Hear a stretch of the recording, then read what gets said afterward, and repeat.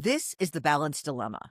We tackle the often uniquely, but not always, female dilemma, managing life, work, family, and self.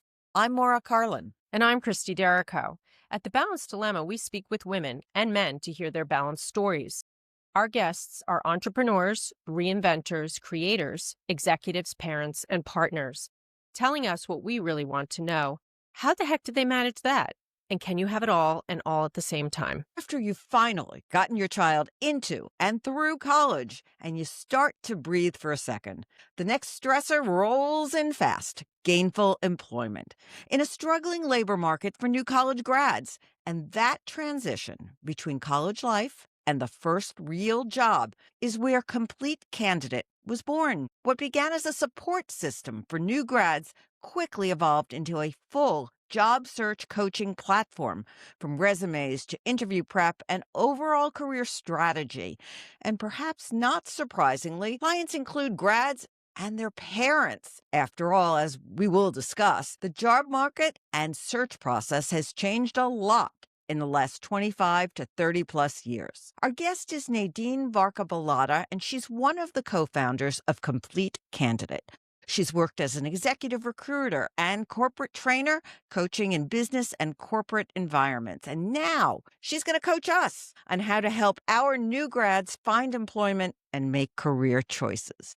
Welcome to the Balanced Dilemma, Nadine. Thank you so much for having me. So let's start right at the top. What the labor market and opportunities, what do they look like right now in 2025 going into 2026? Is it as dire as the news is projecting? You know, I'm reading all the same articles that everyone else is reading, and it's not what we're seeing. We just had 9 people get jobs in the last 3 or 4 weeks, and everything from internships to full-time jobs. I brought some notes with me. The interns were from Vanderbilt, University of South Carolina, Indiana, Elon, and those are kids that are in school now.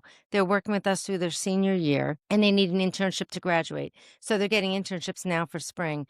On the full-time level, we have someone in North Carolina got a role as a financial advisor. Virginia, someone got a job as an electronic warfare engineer. Someone in Connecticut got a job as a mechanical engineer at a defense company. In New York City, some got, and I'm just telling you all of them because I want you to see the broad spectrum of hiring that is really going on. An associate for business and policy at a not-for-profit, and also someone in Boston just got a job as a travel support specialist at an educational travel company.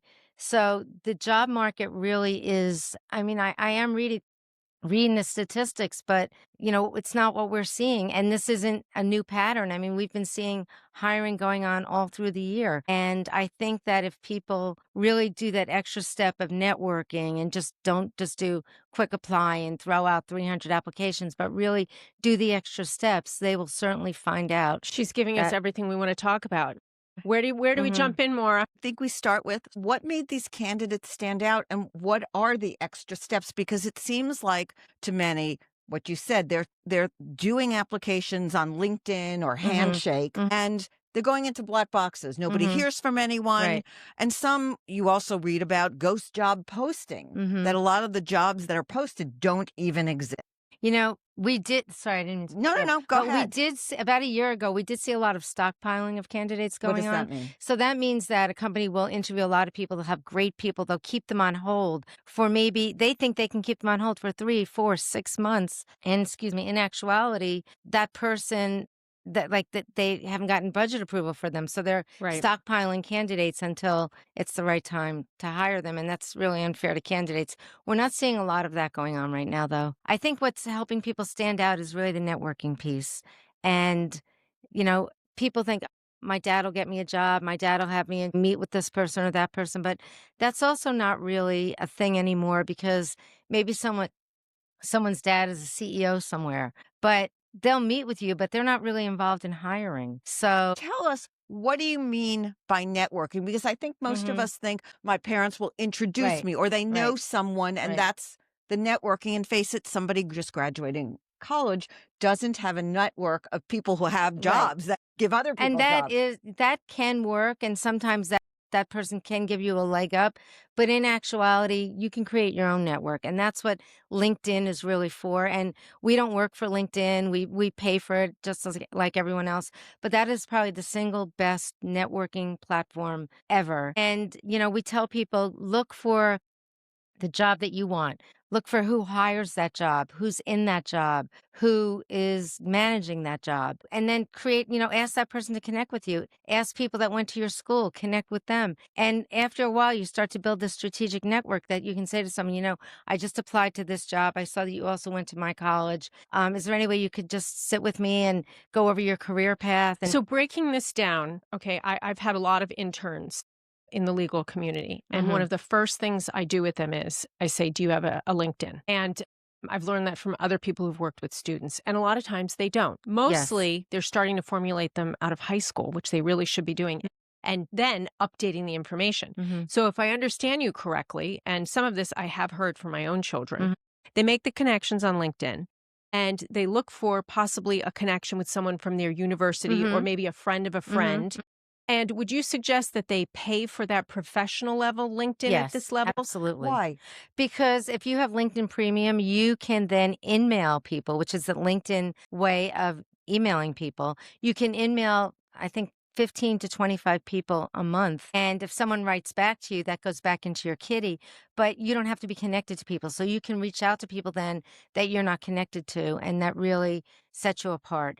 And I think that people that are in jobs, people that are alumni of certain schools, they love to help their own. They love to help people who are in the same spot they may have been in 4 or 5 years ago. At the same time, they love people that are making their job easier. Like if I came to you and said, "Hey, I can work for you. I've done this, this, and this." Isn't that a lot easier than you have to go through HR, you have to run an ad, or you have to Well, post on there's LinkedIn? also So a much bona easier. fide reference, so to Mhm. speak, that's Right. inborn in that's type of relationship. Right. And talk to me about the LinkedIn. Do you review your client's profile and say you have to, make this look a little stronger? We redo everything. We redo the That's we what we redo should everything. tell So us what if to do. someone works with us, we do a behavioral interview. And they probably think we're really nosy. Why are they asking me all this stuff? But there's a method to our madness because we're looking for little nuggets that we can then put on their resume that's going to set them apart. And my partner Nancy is the most unbelievable resume writer ever. She makes sure that the resumes are algorithmically correct, that they're going to get through the screening process of the algorithms. And when we're meeting with someone, like I'm doing all the detail work because I'm extremely detail oriented. She, on the other hand, already has the job in mind that they should be doing and how, this is where we should be. And then I'm working on all the steps of how we're going to get there. So our first step is a behavioral interview. We come back to them. She works behind the scenes, creates their LinkedIn, creates their resume. We meet with them and then we spend about, I don't know, an hour and a half redoing their LinkedIn profile. No matter what they have before, we're redoing their LinkedIn so that they're going to come up in searches for recruiters. And then after that, we help them with their cover letters. We show them how to search for jobs on LinkedIn, how to search for the correct people to connect with, how to build a strategic network, and then it just goes And from these are there. skills for life because I'm listening to this, Yes. and a big part of Yes. our show here are pivots. Yes. And when mostly women decide to re-enter the workforce, it is terrifying to Yes. have to go into that. And I imagine you use the same platform and procedure could work for women looking for Why Yes. jobs. do you know, these colleges, they do have offices to help students, Mhm. and Mhm. they have their own formats for Mhm. resumes. Mhm. So you've looked at lots of resumes, I Mhm. presume, that have come Mhm. out of colleges. Mhm. What's the problem with them? So Good question. logistically, a career office cannot help all the students. There's no way. So a typical career office has 15 to 20 employees. Many of them are students. So if I'm a college senior, I might go and meet with one of my classmates in the career office and they're doing my resume for me. A typical client for us will work with us for, I don't know, let's say 15 weeks, and that's 15 hours. We'll probably spend 15 to 20 hours with them in their job search. A career office can logistically only spend maybe 15 minutes every 6 weeks, every 4 weeks. There's no way that they can get the comprehensive help that we're providing. But what else can a student ask for from their office? And I'll give you an example. Uh huh. When I graduated from law school Mm hmm. and I had a job in a firm, and it disbanded right before I graduated law Mhm. school. Therefore, there goes my job. I'm going to study for the bar. You're in the dead zone. I went into our employment office and they said, oh, we will send out a form letter for you to all of our alumni in certain areas. And they just Oh, did they're that for before me. their time.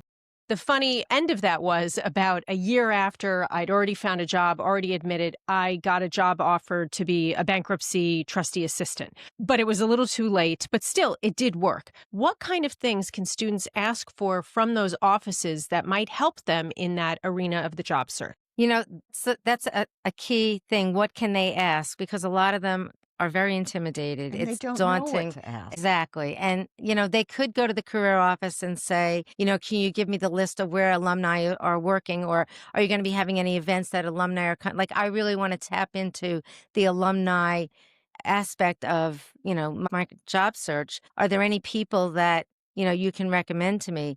I think that they could also ask, can can someone else like have another look at my resume for me because, So the resume is the big thing and possibly lists on alumni.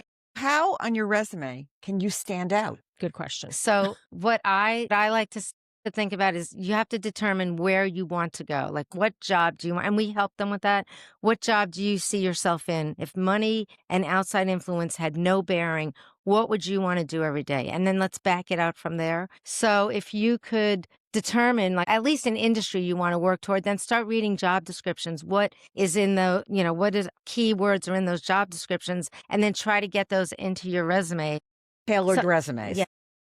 To me like SEOs, search engine Yes. optimization. Yes, exactly. So find keywords Exactly. and sprinkle them so that it gets picked Exactly. up when someone But searches of course, for it has to be legit. Like it has to be stuff that you've done. But a lot of people, they think that, oh, let me put in that I was a waiter, which could be good. But have you done any social media for the company? Have you done any outreach? Have you done any advertising? Have you managed anyone? Have you trained anyone? Like those are the additional things to look for. But I think that a lot of people are under the impression that they just have to like say whatever they've done specifically, but maybe it has no respect with. So many college students have never worked in a professional job. They've had jobs, Mhm. lifeguards, camp counselors, things that are not business settings per Mhm. se, unless they get Mhm. into the back office. How do they get over, that and start to understand what they're really looking for? Because I think they have no clue. It's a Right. little imposter syndrome. Right, exactly. So we might take 10 job types when we're working together on LinkedIn. And, let's say it's a content writer or a digital media producer, digital media assistant, some of those jobs. And then we'll say, read 200 job descriptions. And you're automatically going to gravitate toward what you want to, you're going to see like what you want to do every day. And the other thing that I think people have to understand is you're not joining the army, you're not getting married. Like this is your first job out of college. And if it's leading you toward ultimately what you want to do, or you get in there and you're like, oh, maybe I should do this, maybe this could lead to that, then you don't have to stay in this job forever. And I think that's a I lot think of they don't realize that. right, a Just lot of as the It's a problems. stepping Right. stone. It's a lot of the problems. I have to ask about something. So we've talked, someone about the resumes. Are cover letters a thing of the past? Oh, No, good question. absolutely not. Right. And Absolutely thank you not. notes. And thank you. No, absolutely not. Talk about that because Yeah. I think one, they want to write them with AI, and two, they don't want to do them at all. So should they be, and how? Yeah. So we fully believe in 100% cover letters. And that's because you are then going to tie your skills into the job. So there may be some things on your resume that you could tie into the job description, but it's not specific. Like it's not specific in your cover Job letter. description. Right. So you have to like align yourself with the job. So that's one of the reasons why a cover letter is so important. But a lot of times they'll say, well, I applied to a job and there's nowhere to put a cover letter. So we'll say, okay, attach it to your resume and make it look like a 2-page, 1-document PDF, and you'll get your cover letter in there so that you can then add more keywords into your. As a second page. What's the word count that you recommend for a cover letter? Because I imagine you don't want to go too long. No, I would say like 3 small paragraphs. Right. Just this is what I've done. This is why I'm interested. And not made through Chat GBT or Oh my other gosh. AI platform. No. I've heard this. They look for those and they throw them out. They do Yes. not want it to be made Chat by has, it's really getting scary because chat has been so, it has a cadence. So it's like, make the point, 3 examples, make the close. Make the point, make 3 examples. And it's so, and I'll say to them, did you write this in chat? And they're like, yeah. And I'm like, take it back, because if I can notice it, then someone that's doing this all day, every day is certainly going to notice this. What about business cards? No. So, No. and should they be prepared when they're in a networking environment to be able to share their LinkedIn profile like quickly? Yes, with a Right. QR. Yeah. We're always, before we go to an event, where do we find that QR code? Yeah. But Yes, it's it's somewhere true. in the platform, Yes, and you need to yes. be ready. Just back to the resume for one moment. Yeah. Right. You know, I was raised on the no more than one page resume. Yes. Are we still there? Yes. Here we go. Yes. Absolutely. Let's transition to the interview process, Mhm. because let's say you get an interview somehow. A lot of them aren't live interviews, or Right. you're asked to do a test of some sort where you're preparing a report or an analysis. Right. But on the interviews, how do you do a digital interview with no one there? It's very uncomfortable. And we know what typically is going to be asked, let's say in a hire view interview. We know what 10 questions will typically be asked. They only ask 3, but it's from a range of 10. Created by AI, probably. Yes. So we will practice that. And we'll help them, like we'll look at different variations of this might be asked this way, this might be asked that way. How can you pivot? So that's another, but a lot of it is practice. And we have found that when they feel prepared, they are confident, and then they can showcase their best self. And everyone knows that it's going to be uncomfortable. Even the people that are monitoring the hire view know that it's going to be uncomfortable. But if you can somehow just get through these 3 questions or 4 questions that they're going to ask you, you'll be fine. Doing this over and over again is actually better. Mhm. I mean, I imagine we in this room went through less interviews by far than our Mhm. children have gone through. It's just par for the course that they have to get used to doing that. Internships, do they lead to full-time employment? How do you feel about them? Sometimes, if you're if you get an internship as a junior with a rotational program, or at a bank, or at a consulting firm, or even at a consumer products company, a lot of those lead to invites back and offers at the end. But there are a lot of kids that go to school, if you could believe it, and they don't do anything. Mm. So, What which do you is mean they don't do anything? so They haven't. they don't participate in anything on campus, theater, frats, clubs, volunteering. They just go to school, probably game, and When you say game, you mean playing yes, computer gaming. games. Yes. Ah. So then we end up with people that are, that have really nothing for a resume. So then we have to start showcasing some of the things they did in school. What kind of projects was there, a capstone? And, I always say Nancy can make a phoenix from the ashes. Now, you touched upon something that I wonder if you would put on the resume, what frat you were in. I was not part of the Greek life, but I understand that is another networking community, Yes, not yes. just showcasing partying, Yes. but Well, you know what else? Because someone might be in charge of recruitment. right, or Or someone might be treasurer, in or charge of the graphics for the T-shirts, or the treasurer, or the finance so they put manager. that on the resume. Yes, yeah. Interesting. And sometimes it is a job, like it's a job that we highlight as experience. So your clientele runs from somewhere in undergrad Mm. through a few years post-grad. Is that Right, correct? right. And you did tell me something interesting. Who are the majority of your clients? Who hire you initially, mostly? The parents are our clients, and the kids are the end users. Because the parents they see the layout. They know what's happening. They know that their kid's going to graduate. They have no game, and they're tired of fighting with them. And I'll say to them, let us take it off your plate. We will be the nags. We will be the ones to help them. And you could just go I back like to that. having your relationship with your kid. I've heard stories. Actually, this is a decade ago. A woman who was in a senior position interviewing people said that a parent showed up with the young adult for an yes, we've interview. heard that too. Even better, wanted to sit in on the interview. We've that. So, can you make clear whether We've this heard is that. We have heard that. We have not seen that, and we do not subscribe to Parents that. stay away. But yes. And in fact, parents will say to us, I'd like to be in on your meetings with them. And we give a recap after every session to every single client. So I'd like a recap after the meeting. And we're like, absolutely not. Because this is your child's job search. They have to own it. And it's going to help their confidence a lot more if they get the job and you weren't there holding their hand through it. We are the ones that are going to direct them. We're the ones that are going to, quote unquote, hold their hand, but absolutely not. Tidbits that you might tell parents who are listening who have children that are young adults who are in undergrad. I know a friend of my son used to do like an Instagram post on food.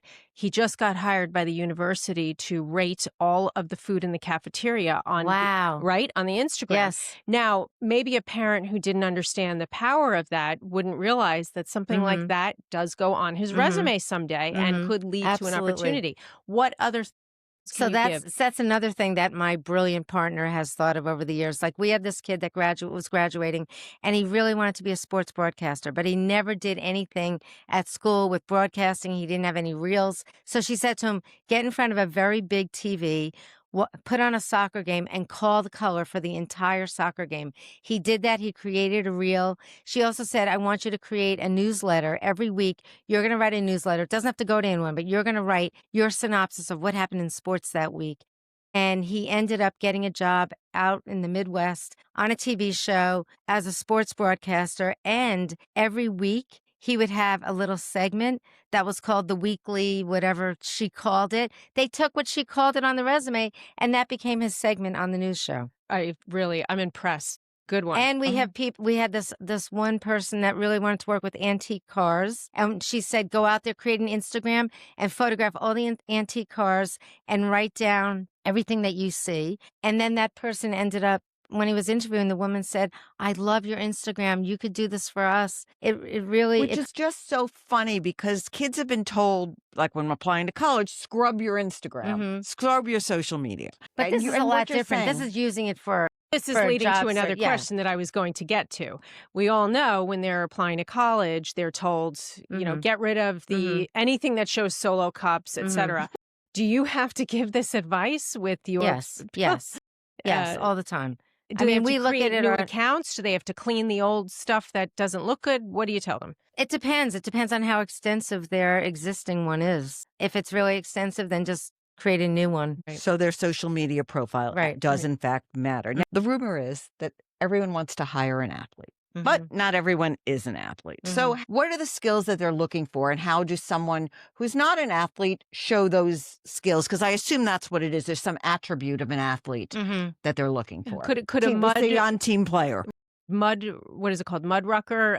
The thing where they do the mud races be as important to being a collegiate athlete? Like, how do you show this? So it is true that everyone does want to hire an athlete, and it's because they have innate skills of time management, leadership, how to work with others, how to bounce back up from a fall. And even if someone is on a club team or an intramural team, we'll include that because it is like that extra added bonus. But I think if someone is not an athlete, they could look at those same skills and look at other things that they can do to give them leadership ability, or to prove time management, or to prove collaboration with others. Probably even something like when you run the marathon, you could do it under a charity and have to raise so much money. It's probably a good thing to put as an activity. Exactly. And getting back to that first behavioral interview that we do with them, that's why we do that, because there are so many things that people think might not belong on a resume, but in effect, they do belong on your resume because they're showing other things. They're showing other skills. And,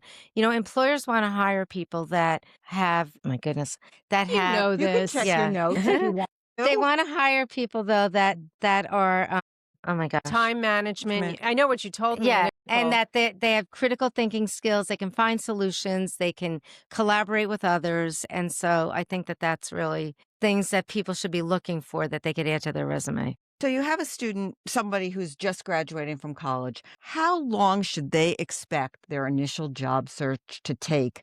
And at what point do you get discouraged? Interesting that you're asking that, because I was just looking at updated, I did bring my notes today because these are really important statistics. But the last time that we could get post-graduation employment statistics was 2019. And at that time, 21% of kids were graduating with a job, only 21%. Today, according to ZipRecruiter, which does this analysis every year, it's up to 30%. So if you figure there's 20 million students right now in college, around 3 million are graduating because not everybody finishes college. People going to grad school. 30%, so that's 900,000 kids are graduating with a job. I'm just shocked by that because I thought the job market was much better in 2019 and, believe it or not, 2020 and 2021 than it is now.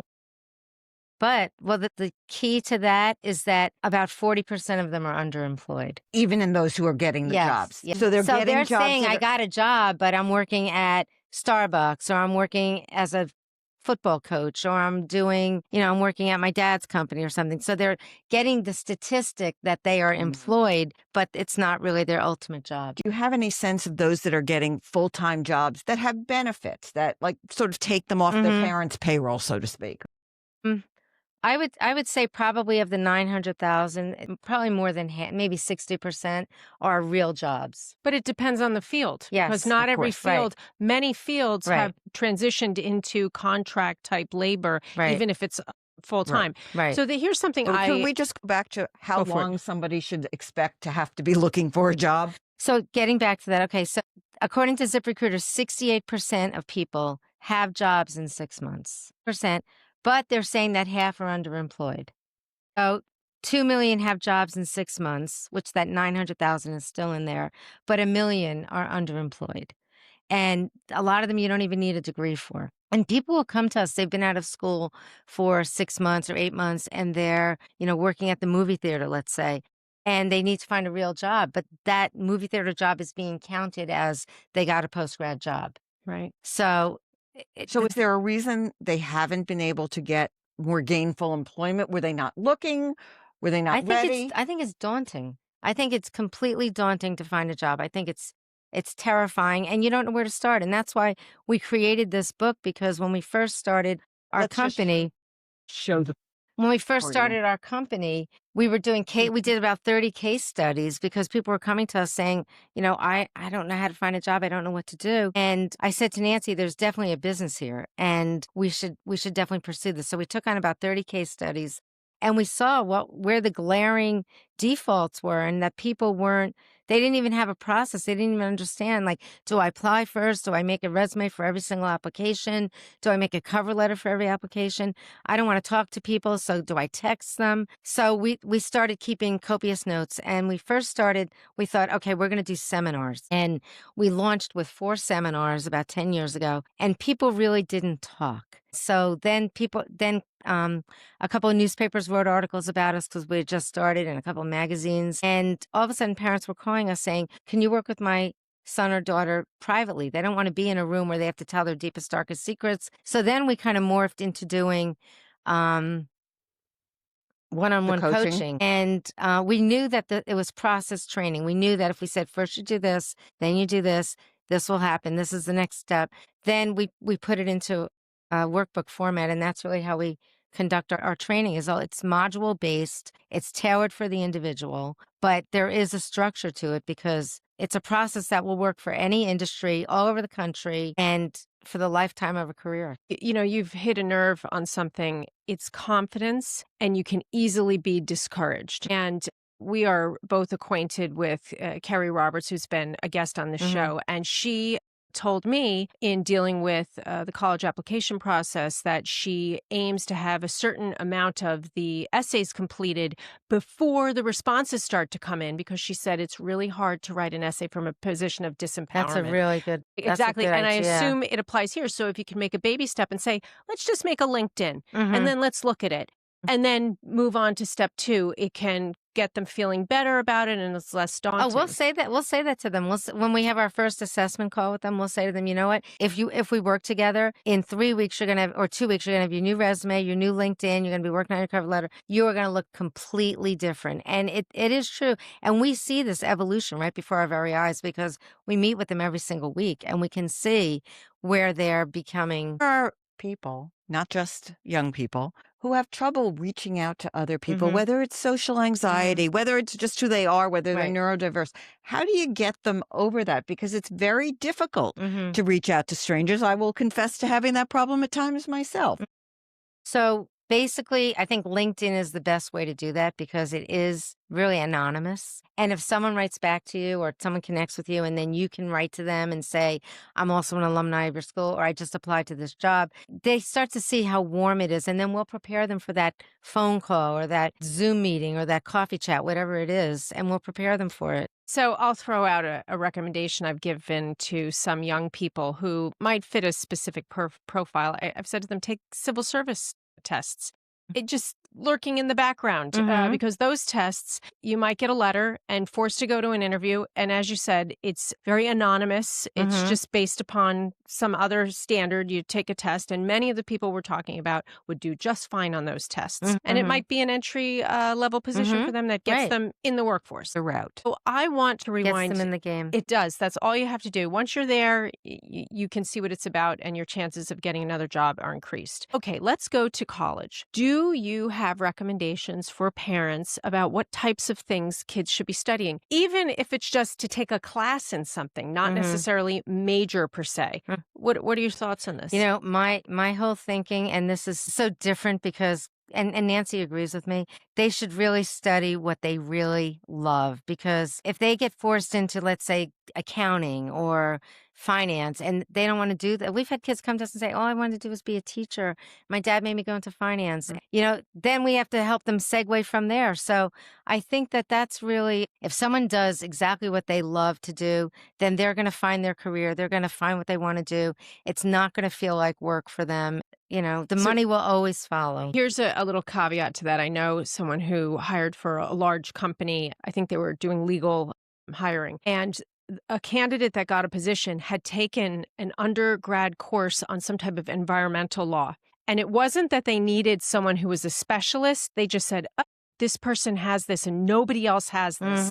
And I'm sure you could think of other examples. Yes. Not necessarily something that you didn't like, but maybe you just had a little interest in, and throw it on your resume. Even taking, programming 101 might distinguish you from somebody else. Exactly. Not that you had that full minor or major in that subject. Exactly. That's right. Somebody predicting the market. But I think that when we ask them that question, if money or outside influence had no bearing, what would you want to do every day? That is such a telling question for us. And we try to gear them toward that, because that's really their deepest, their life. Yeah, that's what they really want to do. Like, wait, this one girl said, I want to work with elephants. Okay, we're gonna figure that out. So since we're mostly talking about Gen Z, they have a terrible reputation, which I'm not sure, being undisciplined, entitled, lazy, not only, well, that's not mine, but that's what I read, which I find a little ironic because they said the exact same things about millennials a number of years ago.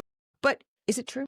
What's really sad is Carnegie Mellon and Microsoft recently did a study, and they said that AI is making Gen Z dumber. And those were their words, not mine. And it's really sad because all their critical thinking skills that they were learning in elementary years are really going out the window, and their confidence is also affected. Because I talked to a very high level executive at a bank the other day, and she was telling me that her recruiters are complaining because they'll be on an interview, a Zoom interview with a student, and the kids got ChatGPT open and they're reading right off chat for their answers. So not only is the person lazy and really does not have skills to communicate, but at the same time, they have no confidence. They feel like what I have to say is not going to be good enough. I have to go to the computer. I have to go to AI to tell me what to say. So it's really, schools are now trying to screen against this in term papers and in reports and projects and capstones, but it's not enough. Like, really, professor I know at a university told me they use a software, which sounds obvious that they would use that, but it rates all the papers for use and with they can AI. tell if a human has touched it. But I will add to this, having worked with interns who you and I discussed, I've learned so much from working with young people that I never would have known. And AI is an example. Although my partner here was teaching me about AI, it wasn't until I had an intern that said, do you happen to have this program? Let me show you what you can do. Right. There's a big difference with somebody who's just using it to even answer a question and somebody who really knows how to capitalize on the program. Absolutely. And that's what they need to be teaching them. How can I make this better? How can I enrich this research? And then really double down, with my independent thought. That's the difference. But the really big question about AI that is on the mind of these young people is, are they going to lose jobs to AI? No. I think that the jobs that are like repetitive or just the same boring things, yes, you can use AI for that, but the technology is automatically going to create new jobs. And so, yes, maybe a few of those repetitive, boring jobs that you start out with are going to be shifted a little, but then If you go into a company, make sure that you're the one that shows your boss that you know how to use AI and translate it to your job so that you can do more creative work or you can find other solutions. Like show how, like we use AI all the time. We use ChatGPT all the time, but that is not our brain. That is it's our It's a Google. resource. It's our It's a Google on resource. steroids. And that's really what it should be used as. And that's what we always say to the kids, like, don't use it as your be all end all because It's a first of tool. all, it's not good for you, but use it as a tool, right? We have to go to our bigger questions, which is what is one piece of advice that you would give to your younger self? Goodness. I think that I would just say go for it. Don't overthink, just go for it because Nancy and I talk about this all the time. We've reinvented ourselves probably 5 times, maybe 6 times. And every time there was a little bit of hesitation, but then I'd be like, "No, I have to do it." And I think now being myself, I mean, if I saw another opportunity, even the way that we run Complete Candidate, we see opportunities coming up. We see like this is what people want. Let's go that way. This is what people need from us. This is the best way to help our clients. Go that way. So I think that I would just not overthink things and I would just keep going with And it. you have a future, a hopeful future with this. Tell us about that. So we're looking to, when you get to college, there's freshman 101 or college 101, and they learn how to be a college student. But then there's really nothing to learn to do when you're graduating. I mean, there are a few schools that are doing this, but we would love for schools to take our program and not even to have us do it, but take the book and at least give them a structure of, graduate 101. And so that's our next step Can people find you? on our website, completecandidate.com. My email is nadine@completecandidate.com. Our website, our Facebook is Complete Candidate. Our Instagram is Complete Candidate. Our Fully LinkedIn. Yes, fully branded. We had an episode on that, but I think you could teach us a few things. So answer the big question, please, that we ask all of our guests. Can you have it all and all at the same time? Yes. Yes. And why do you say that? I think that at the same time could be compartmentalized, like part of the day could be working on something and part of the day could be working on something else. When I was first a mom, my kids, I was working in retail. I was a store manager for Macy's. I was working 90 hours a week. I was never home. That was, I knew cognitively, I knew I had to get out of that situation and I had to figure out a way that I could balance it. And that's where I met Nancy Thomas, who hired me. And I went to work for her as an executive recruiter and salesperson. And then I was starting to get more of the balance, because I wasn't working 90 hours a week. I was working 9 to 5, but then still getting pulled that I did want to do, still wanted to have my career, but I still wanted to have more time with my kids. And that's where Nancy came up with the idea that we would place the jobs that we held at other staffing firms and help them build their teams. And that helped us. That helped me to get more of a balance. But now today, I feel like I have a great balance because if I can't get it done during the day, I'll do it at night. Like, You're the master of your own I balance. am, right. and I'm going to find a way. If I have to be talking to someone and I'm frying chicken cutlets, that's what I'm going to be doing. I blend it all. It's all blended Be for ready me. to move. And blend. Be able to blend. Like, don't have such strict lines. Like, have blurred lines. Excuse me. You've been great. You've Thank been you great. Thank so you much. so Oh much my for gosh, joining thank you us. for having me. I This is really great. appreciate it. Thank you. Please follow us, listen to us, and rate us on our platforms, Spotify, Apple, and our website, thebalanceddilemma.com, where you can also subscribe to our newsletter and email us your suggestions. There's no cost, but it means a lot to us.